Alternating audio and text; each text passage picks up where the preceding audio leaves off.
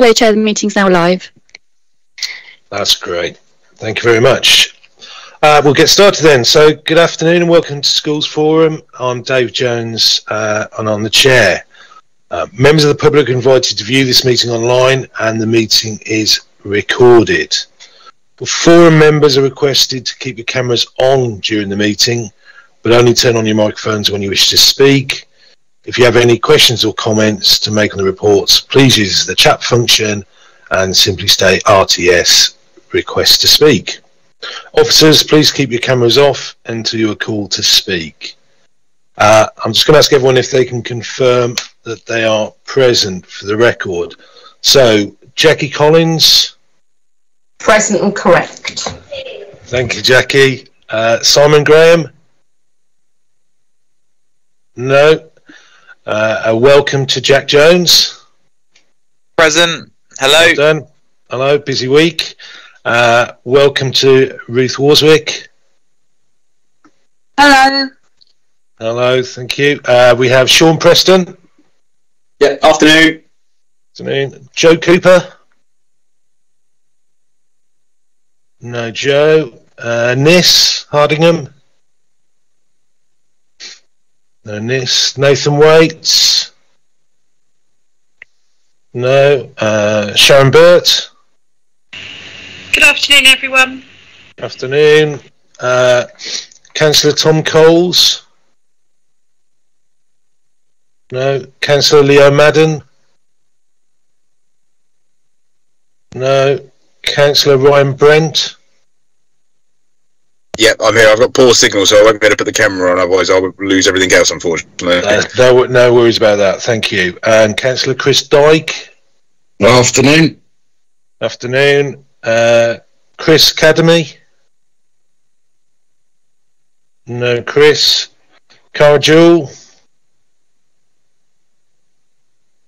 No, Cara. And Sarah Daly. Sorry, messing around with my mute button. Yes, afternoon. Afternoon. Mike Stoneman. Yes, here. Oh, hi, everybody. Afternoon. Angela Mann. I'm here, Chair. Alison Edgerton. Yes, I'm here. And Susie Horton. Hello, Chair. Hello, and I've just seen Nathan Waits coming to the meeting. So, hello, Nathan. Okay. That's great. In that case, we'll get started on the main agenda. So first of all, Alison, apologies for absence. Hello. Yes, we've got one apology for absence, which is Sally Hodgson. Okay. Sorry, Chair, can I just add, we've also had apologies from Simon Graham, just come in. Okay, thank you very much. Okay. Okay. Any changes in declarations of interest? And then Alison will give us an update on any outstanding. Okay, no updates. Alison? I've got a few outstanding. Some of them are for people who've just joined the forum or have just had their 10 years renewed. So I'm outstanding for Ruth Warswick, Councillor Tom Coles, Councillor Leah Madden, Councillor Ryan Brent and Councillor Chris Dyke, and then Nathan Waits. Okay, thank you very much. Okay, item 3 on the agenda, membership. Alison. Okay, we've had a lot of membership changes over the course of since the last meeting. So firstly, my apologies, but at the last meeting I stated that 3 tenures were due to come to an end after the July meeting, which is this meeting. Due to a date mix-up on my behalf, the tenures came to an end before today's meeting. They came to an end on the 7th of July. Those tenures that came to an end were Cher Dahl, who was a primary governor representative, and Anne Hibbard, who was a primary academy representative, and Dave Jones, who's a maintain head teacher representative. Both Cher and Anne have decided not to continue to stand down from the forum, and I would like to formally thank them for their valued contribution to the forum over the years. Dave has suggested he's happy to continue with his tenure. I passed that out to primary head teachers and it was agreed that he could continue. So Dave is continuing for another 2 years. Since the last meeting, I've also had confirmation from secondary academy representatives that they're happy for Nathan Waits to continue in his tenure, so that continues for a further 2 years. I'm pleased to welcome 3 new primary academy representatives, and that's Jack Jones, Ruth Walswick and Sally Hodgson. So welcome to the meeting. This is your first one, and we look forward to hearing from you over the period that you're with us. Lastly, we have, due to a change in role with the Academy Trust, I've received the resignation from Mike Garlick, who was a secondary academy representative, which means that we now have 3 academy secondary representative vacancies, and I'm trying to work with the cohort to try and get some replacements. We also have a maintained secondary governor vacancy and a maintained primary governor vacancy. I am in correspondence with the primary governor who is interested, and hopefully by the next meeting we will have got that resolved, and I'm trying to follow up on the secondary governor representative. What I would like to say is there are no further tenures that are due to come to an end during 22-23, so hopefully there won't be too many more in the way of membership updates. That's quite a lot, Alison. Thanks for doing all the chasing up as well, Alison. No problem. Okay, item 4, minutes of the previous meeting. So we need to ensure that this is a correct record of the meeting held on the 24th of May. Are members happy that this is a correct record? Okay, if there's no questions there. So the minutes of the previous meeting have therefore been approved, and I don't believe there are any matters arising from the last meeting. Am I right, Alison? Yes, you are. There's no matters arising. Okay, wonderful. Okay, great. We can get on to item 6 then, the dedicated schools grant outturn for 22-23. And Angela, over to you. Thank you, Dave. So the year-end position was an underspend of £2 million, and the report details the reasons that make that up. But in summary, £500,000 was in the schools block, which was planned to be taken to future years. 0.2 million was in early years block due to funded hours being less than the January 22 census, which might be adjusted in the January 23 census, and then £1 million in high needs, which has got a few different reasons detailed in the report, but the main changes were the underspends of £2 million on element 3 funding and an overspend on the out of city placements, and the latter was a result of higher cost due to the complexity of need, and we were seeing that throughout 22-23, and we have built that into the 23-24 budget, just so that you're aware. That £2 million underspend was added to the overall DSG balances and carried forward to 23-24, and section 9 sets this out along with the proposed use of this carry forward, and it shows that we've got uncommitted DSG carry forward of just under £5 million. So I'm happy to take any questions. Thank you, Angela. Any questions or comments?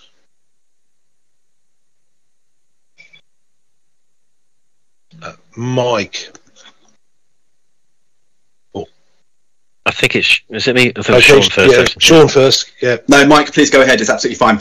Okay, just a comment really. So in terms of the DSG carry forward and the uncommitted spend, as some of you be aware, and we reached out to heads earlier this year, we're looking to set up a working group which will be established from September, which is doing a couple of things. One, actually looking at the high needs funding that's going into mainstream schools, given the current challenges that schools have got.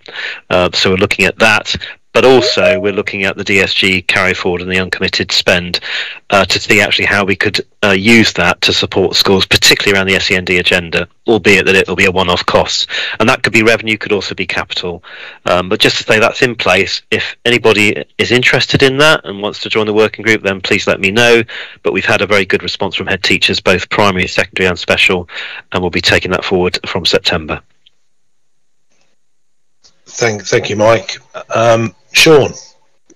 Mike, you've answered my exact question, so thank you very much. That was going to be my exact question around, obviously, the fantastic performance and the excellent news as a carry forward. I know other LAs are not in the same position, so well done, first and foremost. And then, yeah, my question was going to be, are there conversations around utilising that and what can be done to add value to what is a sector that is under massive pressure at the moment? So if you're looking for a non-head teacher colleague to be part of that, Mike, I'm really happy to be involved. So please reach out if you'd like me to. That'd be great, Sean. Actually, having some School Forum members will be really helpful because we will be coming back, obviously, to Schools Forum later this year. So, yeah, that would be really helpful. Thank you. Yeah, please let me know details. Happy to come along. Okay. Yeah, thank you, Sean. Yeah, and it's great news that over the last few years we have kept that, I say, kept that carry forward, and great that we're going to use it. Okay. Any other questions or comments? No? Okay then. It's recommended that the Schools Forum note the year-end budget position for the dedicated schools grant as of 31st of March 2023, together with the associated explanations contained with this report. Do I have a proposer for approval? Thank you, Sean. Yeah. And do I have a seconder? Thank you, Sharon. Brilliant. The recommendation has been proposed and seconded. I will now take the vote by affirmation of the meeting as permitted within the regulations.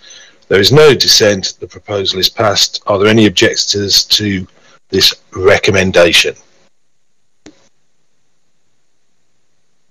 No, that's great. So thank you. That recommendation has been approved. Over on to item 7 then, local authority maintain schools balances, and that's Alison. Hello. Okay, so this is the annual report to Schools Forum that provides an update on the year-end position of maintained school revenue and capital balances as at the 31st of March 2023. Section 4 details the year-end position of the revenue balances, showing that balances overall have increased by just over 0.6 million. And while 6 schools have seen an increase, it's important to note that 12 schools actually saw a decrease in their balances this year.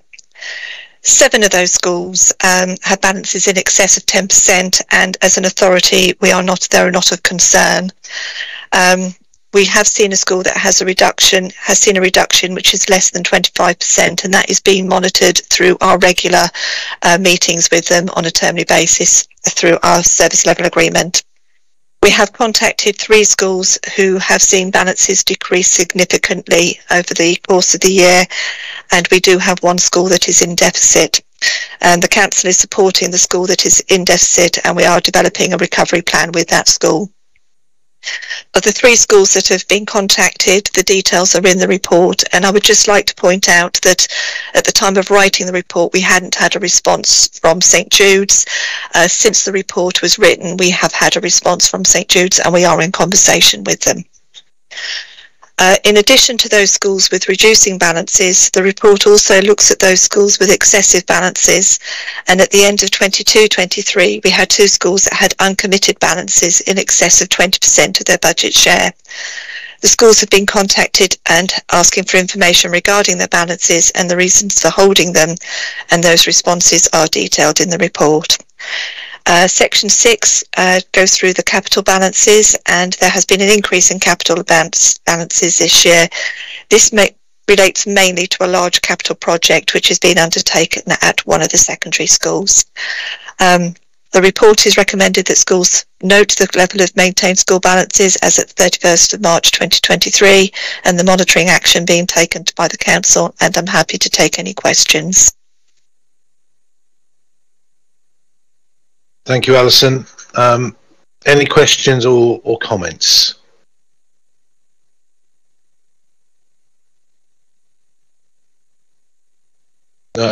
Very thorough report, and I think the schools do appreciate the contact, Alison, to help with some of the challenging issues they're going through with budgets at the moment. And I know people have been waiting for bated breath about salaries and funding, which is just coming out today, isn't it? With teacher salaries. Yes. So I'm sure that will go into the melting pot over the summer to see where we go with that.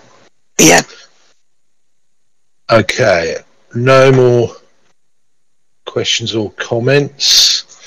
In that case, it's recommended that the report be noted. Do I have a proposer for approval of the recommendation? Anybody? Jack, thank you. And Sean, are you seconding that then? Brilliant. Thank you. So the recommendation has been proposed and seconded.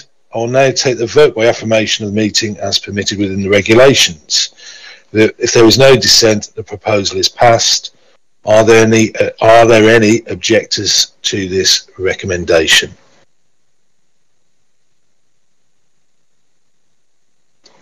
No. Thank you. The recommendation has been approved. Well, that was a nice brief meeting, wasn't it? So that's the end of the meeting. Thanks for everybody attending today. We can now end the live stream, and we'll let you know when that has been done. So please don't start any conversations or they'll be recorded.